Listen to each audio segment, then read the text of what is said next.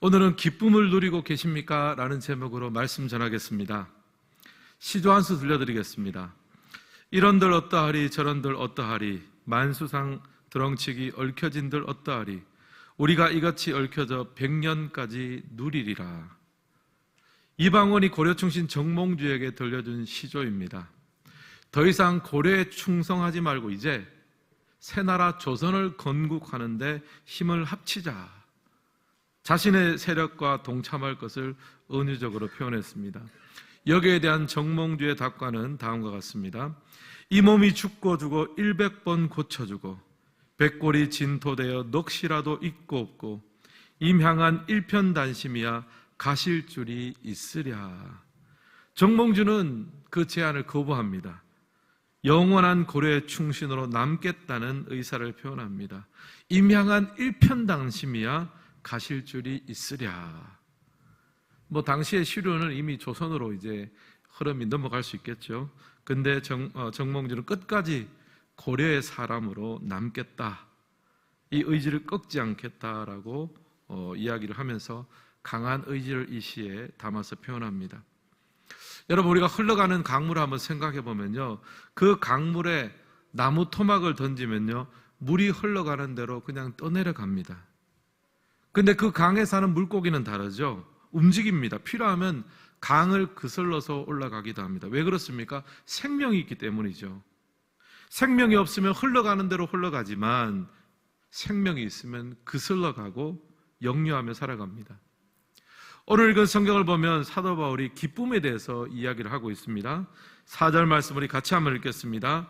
간구할 때마다 너희 무리를 위하여 기쁨으로 항상 간구함은, 여기 보면 기쁨으로 항상 간구함은 이라고 합니다. 그런데 사실 사도 바울의 현실을 보면요, 기쁨으로 간구한다는 거, 이 기쁨이라는 단어하고 어쩌면 잘 매칭이 안 됩니다. 왜냐하면 로마의 감옥에 갇혀 있었기 때문입니다. 그리고 자신이 세우고 설립했던 여러 초대교회들은 로마의 박해 앞에 직면해 있습니다. 어쩌면 그동안 수고하고 애썼던 모든 사역들이 허사로 돌아갈 수도 있는 상황입니다. 그런데도 지금 이 빌립보서에서요, 기쁨으로 간구한다라는 말을 하고 있어요. 사랑하는 성도 여러분, 기독교의 기쁨은요, 어떤 아무런 문제나 걱정이 없는 가운데서 경험되는 감정이 아닙니다. 기독교의 기쁨은요, 염려가 있고 걱정이 있고 문제가 있습니다. 그러나 그 흐름대로 떠내려가지 않고 예수의 생명으로 말미암아 역류하고 이겨내며 어떤 상황 속에서도 기뻐하고 감사하는 것이 성도의 능력이 될 줄은 믿습니다. 지금 11월 달은요, 한 해를 좀 정리하는 주제들로 설교를 하고 있습니다. 오늘은 좀 기쁨의 관점에서 올 한 해를 좀 돌아봤으면 좋겠습니다. 여러분, 올 한 해 흘러가는 대로 지나가면서 기뻐할 기회를 다 놓치고 지내고 있지는 않으십니까? 이 11월의 마지막 주일에 예수의 생명으로 말미암아 역류하고 이겨내며 기쁨을 발견하고 쟁취하며 누릴 수 있는 성도의 삶이 되시기를 주님의 이름으로 축복합니다. 이런 관점에서 오늘 말씀을 보면서 성도가 누려야 할 기쁨을 세 가지로 한번 정리해 보았습니다. 첫 번째 성도가 누려야 할 기쁨은요, 동력하는 자의 기쁨입니다. 1번 한번 읽을까요? 동력하는 자의 기쁨. 4절과 5절 말씀도 같이 한번 읽겠습니다. 간구할 때마다 너희 무리를 위하여 기쁨으로 항상 간구함은 너희가 첫날부터 이제까지 복음을 위한 일에 참여하고 있기 때문이라. 아멘.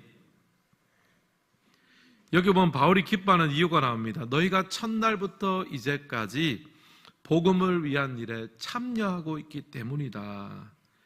빌립보 교회는 사도 바울의 사역에 거의 초창기부터 동력했던 것 같습니다. 아마 바울의 입장에서는 힘겨운 선교 사역의 여정에서 이 빌립보 교회가 동참하고 기도하고 후원해 주니까 너무너무 좋았던 것 같아요. 너무너무 감사했습니다. 기뻤습니다. 생각만 해도 힘이 되는 그런 관계였습니다. 동력의 기쁨을 누린 거죠. 돌아보면 사도 바울은 또 누구보다도 많은 동력의 기쁨을 누렸습니다. 디모데전서 1장 2절 말씀 같이 한번 읽겠습니다. 믿음 안에서 참 아들 된 디모데에게 편지하노니 하나님 아버지와 그리스도 예수 우리 주께로부터 은혜와 긍휼과 평강이 내게 있을지어다. 아멘. 바울에게는 정말 아들 같은 디모데가 있었습니다. 믿음 안에서 참 아들 된 디모데에게. 사실 사도 바울은 싱글 사역자였습니다. 많은 신학자들이 결혼하지 않은 상태에서 그 사명들을 감당했다라고 보고 있습니다. 그런데 여러분, 믿음 안에서 또 교회 안에서 사도 바울에게는 아들 같은 사람도 있었고, 형님 같은 사람도 있었고, 누님 같은 사람도 있었고, 동생 같은 사람도 있었습니다. 비록 결혼하지 않았지만 믿음 안에서 정말 하나님 안에 많은 가족들이 있었습니다. 그 사람들이 다 바울의 위로가 되고 힘이 되고 기쁨이 되었습니다. 바울은요, 동력의 기쁨을 많이 누렸습니다. 사랑하는 성도 여러분, 우리가 하나님의 백성된 입장에서요, 우리가 놓치지 말아야 될 가장 큰 기쁨 중에 하나가 바로 동력의 기쁨입니다. 하나님은 우리에게 만남의 축복을 주셨습니다. 함께함의 축복을 주셨습니다. 성경을 보면 다윗은요, 요나단을 만나서 행복했습니다. 모세는 여호수아 때문에 든든했습니다. 엘리야는 엘리사로 인해 힘이 되었습니다. 동행하고 동력할 수 있는 사람이 많다는 것은요, 정말 큰 힘이 돼요. 이런 점에서 볼 때 우리가 신앙생활을 하면서 성도 간의 만남과 교제를 소홀히 해서는 안 됩니다. 그러면 신앙생활의 절반 정도는 놓치고 사는 거예요. 여러분, 우리는 완전하지 않습니다. 연약합니다.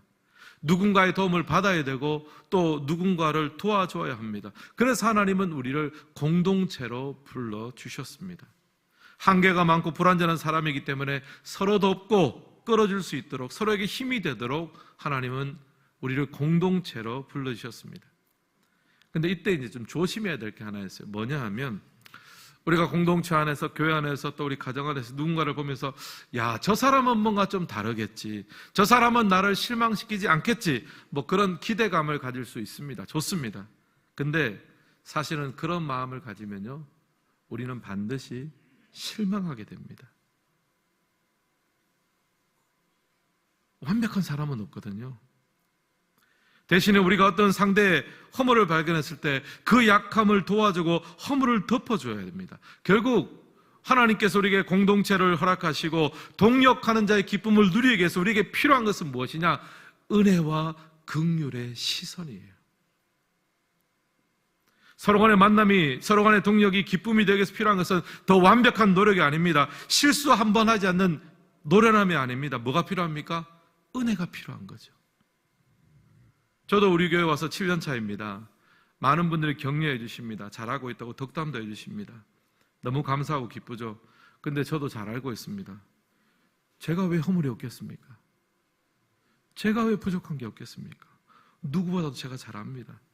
근데 그 허물을 덮어주시고 약점보다는 강점에 집중해 주시는 성도님들이 계시기 때문에 우리의 만남이 기쁨이 될 수 있는 거죠. 결국 우리에게 필요한 것은 서로를 향한 은혜와 긍휼의 시선입니다. 그리고 제가 담임 목회 사역을 하면서 하나님께서 제게 주신 한 가지 지침이 있습니다. 뭐 어떤 지침이냐면, 내가 만나는 사람을 하나님 안에서 성공시켜라 라는 거예요. 이거는 제가 인간관계의 황금률이라고 할 수 있는, 내가 대접받고 싶은 대로 그를 대접하라, 이 말씀을 묵상하면서 깨달은 거예요. 근데 사실 이게 굉장히 어색한 거거든요. 왜냐하면 우리는 본능적으로 자기중심적입니다. 우리가 사람을 만나면 계산합니다. 과연 저 사람이 내게 득이 되는 사람인가 아니면 실이 되는 사람인가, 플러스냐 마이너스냐를 계산합니다. 도움이 될 만하면 만나고요, 그렇지 않으면 관계가 끊어집니다. 근데 제가 이 말씀을 묵상하면서 목회의 관점으로 보니까 그 사람을 은혜와 긍휼의 시선으로 바라본다는 것은요, 그의 약함에도 불구하고 반드시 그를 하나님 앞에서 존귀하고 복된 사람으로 만들어 가겠다는 결단을 하는 것이 목회적인 적응이더라고요. 저는 또 우리 교회 부교육자들이 저를 만나고 우리 청복교회를 만난 것이 그들의 목회 여정의 가장 큰 복과 기억이 됐으면 좋겠습니다. 특별히 우리 부목사님들은 나중에 단독 목회를 나가서 한 교회 담임 목사가 됩니다. 그를 키워주고 훈련시키고 도와주어서 목회자로서 성공할 수 있도록 도와주는 것, 이게 우리가 할 수 있는 또한 최선입니다. 그러려면 뭐가 필요합니까? 은혜의 시선으로 바라봐야 되는 거예요. 현재의 모습으로 평가하지 말고 성장에 대한 기대감을 가지고, 사실 예수님께서 우리를 그렇게 바라봐 주셨잖아요. 있는 그대로 우리를 평가해 주셨으면 어떻게 우리가 이 자리에 있습니까? 은혜의 시선으로 십자가를 통과해서 우리를 바라봐 주시니까 우리가 하나님 앞에서 이 자리에 설 수 있습니다. 사랑하는 성도 여러분, 이제 11월 말입니다. 올 한 해를 정리하면서 여러분 은혜의 시선을 회복할 수 있기를 주님의 이름으로 축복합니다. 완벽한 사람은 없습니다. 파랑새는 없습니다. 대신 여러분 마음속에 하나님 제게 은혜의 안경을 씌워주세요. 상대의 약함을 볼 때마다 바로 그분을 내가 감당하고 내가 섬겨야 될 사명으로 볼 수 있도록 주님 저를 도와주옵소서. 옆 사람에게 이렇게 인사했으면 좋겠습니다. 긍휼의 시선으로 바라보겠습니다. 이 긍휼의 시선이 있어야 우리의 만남과 동력이요 기쁨의 열매로 맺힐 수 있습니다. 두 번째 성도가 누려야 할 기쁨은요 신뢰하는 자의 기쁨입니다. 2번도 같이 한번 읽겠습니다. 신뢰하는 자의 기쁨. 우리가 사람과의 만남과 동력을 통해서 기쁨을 얻습니다. 물론 근데 거기에는 한계가 있어요. 결국 하나님을 신뢰하는 것이 우리의 기쁨을 지켜줍니다. 6절 말씀 우리 같이 한번 읽겠습니다. 너희 안에서 착한 일을 시작하신 이가 그리스도 예수의 날까지 이루실 줄을 우리는 확신하노라. 아멘. 여기 보면 바울이 확신합니다. 무엇에 대한 확신입니까? 빌립보 교회를 향한 하나님의 선한 뜻들이 반드시 이루어질 것을 확신하고 있습니다. 사도는 지금 로마의 감옥에 갇혀 있습니다. 앞날을 장담할 수가 없어요. 빌립보 교회를 더 이상 물리적으로 돌볼 수 있는 입장이 있지 않습니다. 이 험한 세상에서 생긴 지 얼마 되지도 않은 저 교회와 성도들을 보면서 저들이 정말 믿음을 지키고 살아갈 수 있을까? 염려와 걱정이 되는 상황입니다. 근데 그때 바울은 빌립보 교회가 어떻게 시작했는지를 떠올렸습니다. 사도행전 16장을 보면 빌립보 지역의 선교가 어떻게 시작된지가 나오는데요. 원래 바울은요 아시아 쪽으로 넘어가서 선교여행을 하고 싶었습니다.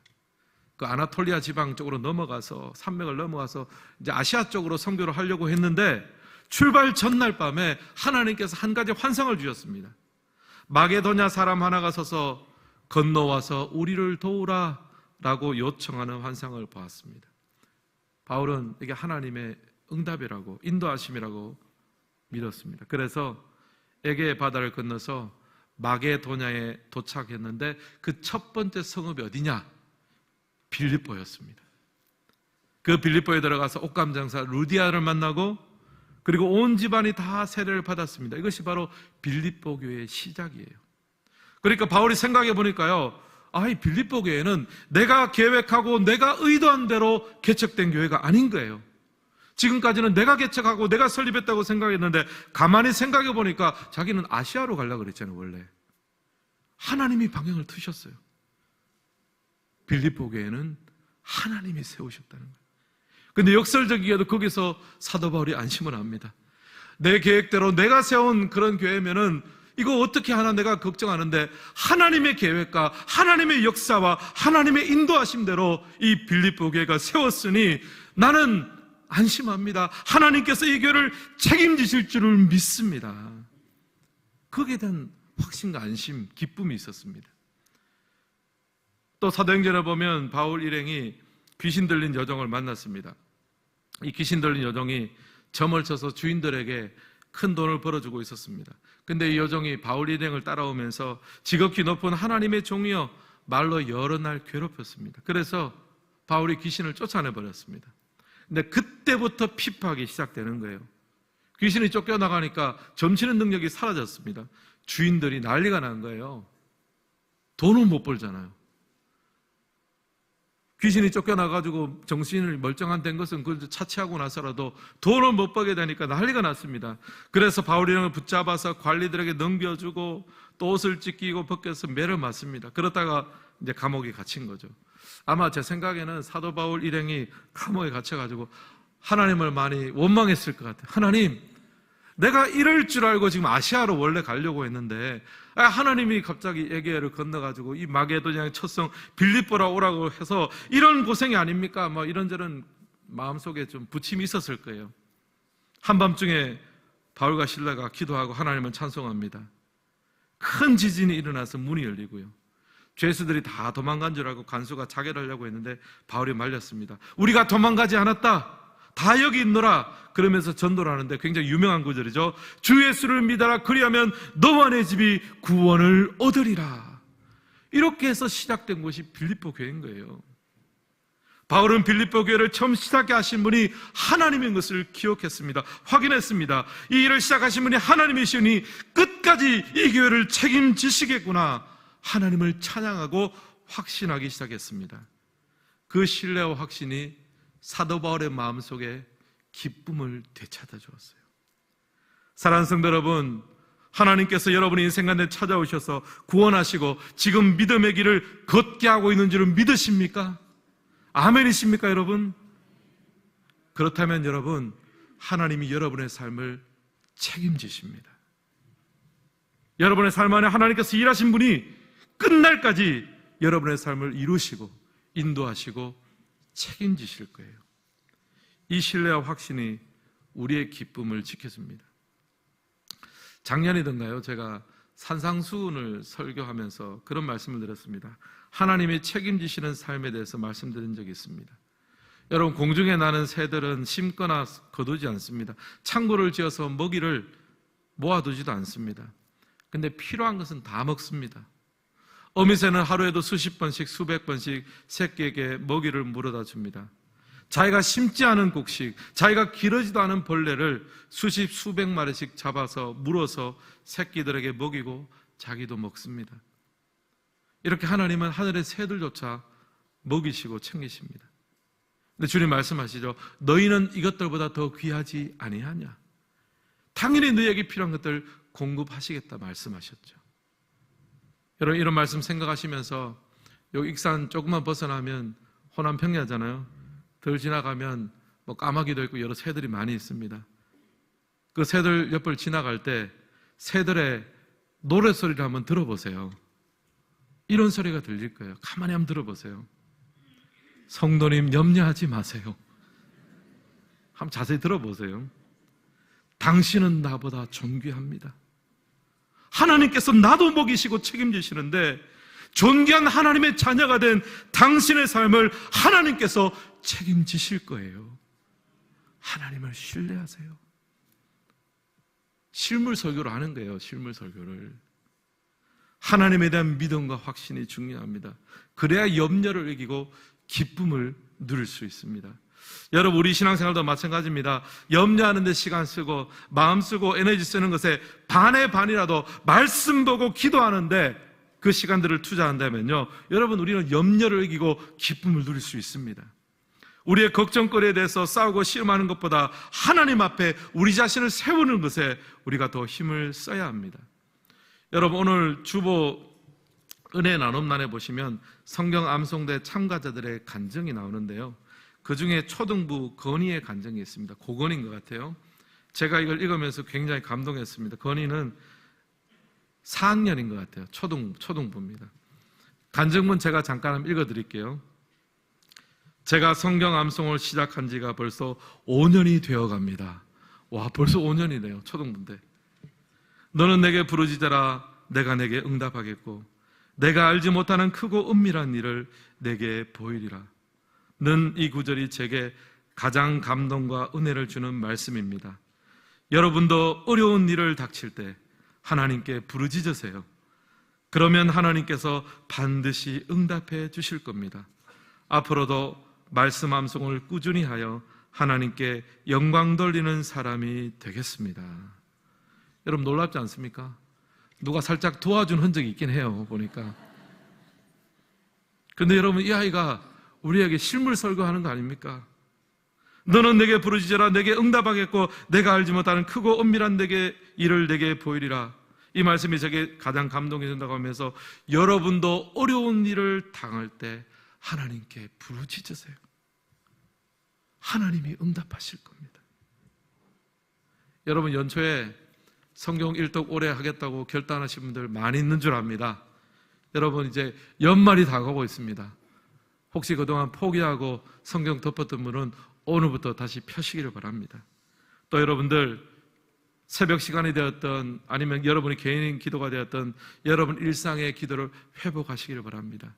여러분의 문제와 근심과 염려와 씨름하는 시간보다 말씀과 기도로 주님 앞에 나아가는 시간을 더 많이 가질 수 있기를 주님의 이름으로 축원합니다. 그래야 우리가 기쁨을 놓치지 않고 살 수 있어요. 마지막 세 번째로 성도가 누려야 할 기쁨은요, 사랑하는 자의 기쁨입니다. 3번 같이 한번 읽습니다. 사랑하는 자의 기쁨. 앞서 성도가 누려야 될 기쁨을 두 가지로 말씀드렸죠. 첫째는 동력의 기쁨입니다. 하나님은 우리를 공동체로 주셨습니다. 우리는 완전하지 않습니다. 약합니다. 그래서 서로의 허물과 약함을 볼 때마다 용서하고 덮어주고 도와줘야 합니다. 그때 필요한 것이 무엇입니까? 은혜와 긍휼의 시선이에요. 이게 우리에게 제일 필요한 거죠. 두 번째 성도가 누려야 될 기쁨은요, 신뢰의 기쁨입니다. 우리 안에 선한 일을 시작하신 분이 끝날까지 이루십니다. 그 주님을 믿고 신뢰할 때 우리는 기쁨을 빼앗기지 않습니다. 마지막으로 성도가 누려야 될 기쁨은 사랑하는 자의 기쁨인데요, 8절 말씀 같이 한번 읽겠습니다. 내가 예수 그리스도의 심장으로 너희 무리를 얼마나 사모하는지 하나님이 내 증인이시니라. 아멘. 여기 보면 바울이 빌립보 교인들을 사랑한다 라고 이야기합니다. 예수 그리스도의 심장으로 너희 무리를 얼마나 사모하는지 하나님이 내 증인이다, 그 말이에요. 바울의 기쁨의 근원은 사랑이었습니다. 사랑했기 때문에 빌립보 교인을 생각할 때마다 너무너무 기뻤어요. 그들의 작은 수고 헌신이 귀하게 보였습니다. 사실 여러분, 빌립보 교회는 신생교회입니다. 그 당시에 뭐 예루살렘 교회라든지 안디옥 교회 같이 이렇게 기라성 같은 교회들이 있었습니다.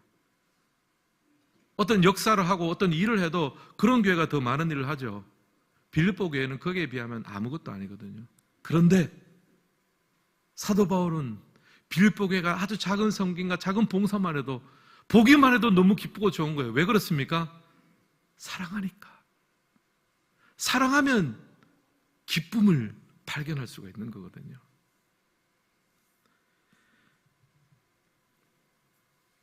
여러분 자녀를 출산하고 키워보신 부모님들은 다 아시겠지만요, 여러분 갓 태어난 아기가 얼마나 사랑스럽고 예쁩니까? 그렇지 않습니까, 여러분?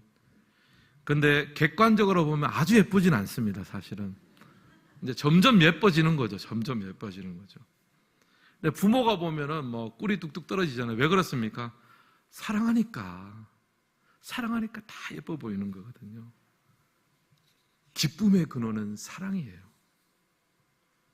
사랑하는 성도 여러분, 혹시 이제 연말도 다가오는데 혹시 여러분 마음속에 미워하는 사람이 있으십니까? 이 시점에서 하나님 앞에 구하세요. 하나님, 그 사람을 사랑할 수 있는 용기와 능력을 저에게 주십시오. 또 고린도전서에 보면요, 사랑을 이렇게 이루어가라라고 합니다. 고린도전서 14장 1절인데요, 사랑을 추구하며라고 했습니다. 여기 원어를 보면요, 이 추구하며라는 단어는요, 마치 사냥개가 먹잇감을 추격하는 것처럼 하라는 거예요. 사랑은 그렇게 하는 거래요. 그냥 저 사람이 내게 좀 잘해주고 내 마음에 맞으면 내가 좋아하고 사랑하는 정도가 아니라, 사랑은 마치 사냥개가 먹잇감을 추격하는 것처럼 반드시 사랑하고 말겠다는 그 마음으로 나아가야 사랑할 수 있습니다. 예수님이 우리를 그렇게 사랑하셨거든요.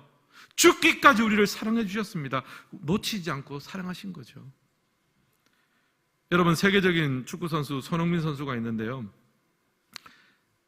월드 클래스다라고 평가를 받습니다.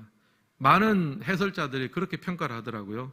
왜 이렇게 손흥민 선수가 축구를 잘하고 월드 클래스라고 평가를 받느냐? 양발을 다 잘 써서 그렇대요. 보통 축구 잘하는 사람도 오른발잡이는 오른발을 잘 쓰고 왼발잡이는 왼발을 잘 쓰는데, 손흥민 선수는 다 잘 쓴대요. 수비수 입장에서는 너무너무 당황스럽다는 거예요. 보통 오른발잡이는 뭐 아무리 재치더라도 결국에 슛은 오른발로 하는데, 손흥민 선수는 오른발로 해도 잘 넣고 왼발로 해도 잘 넣으니까 이 막지를 못하는 거예요.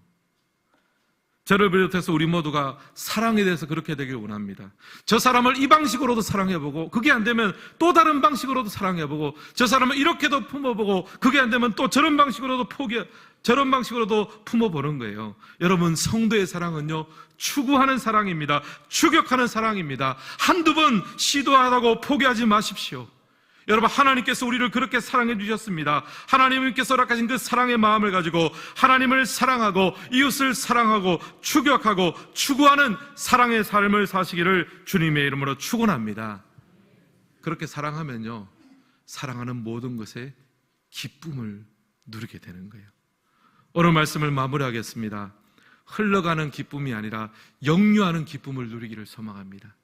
하나님의 존귀한 백성으로서 하나님께서 허락하신 모든 삶의 자리에서 그저 상황과 조건이 맞아져서 기뻐하고 감사하는 것이 아니라 어떤 상황 속에서도 역류하며 기쁨을 발견하고 만들어내고 찾아낼 수 있는 기쁨의 사람들이 되시기를 주님의 이름으로 축원합니다.